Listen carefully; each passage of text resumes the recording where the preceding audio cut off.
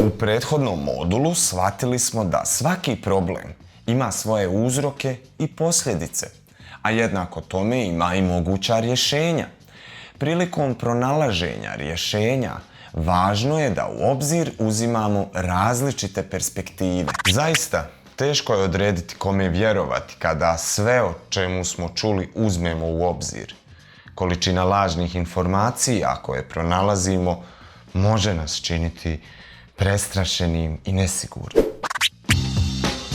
Moramo uzeti u obzir da dijeljenje lažnih vijesti dodatno doprinosi ovom problemu. Više od 50 medija nalazi se na red flag listi medija koju je kreiralo raskrinkavanje.ba. Za rješavanje problema važno je da posmatramo realno stanje. Problemi poput vjerovanja u teorije zavjera i lažne vijesti nas potiču da kritički promišljamo i istražujemo koristeći se relevantnim dokazima i metodama. Jedna od njih jeste metoda 6 šešira.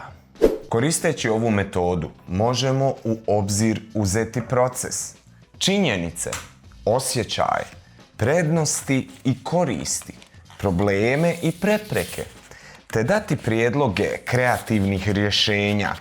Da bismo napravili napredak u rješavanju problema nekredibilnih medija, možemo predložiti donošenje zakona o registraciji i vlasništvu online medija, te svakako obavezujućem impresumu.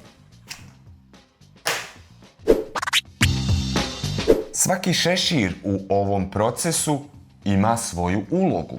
Tako bi zeleni šešir kao kreativac mogao dati rješenje da koristimo umjetnu inteligenciju poput ChatGPT-a kao raskrinkavača nekredibilnih medija.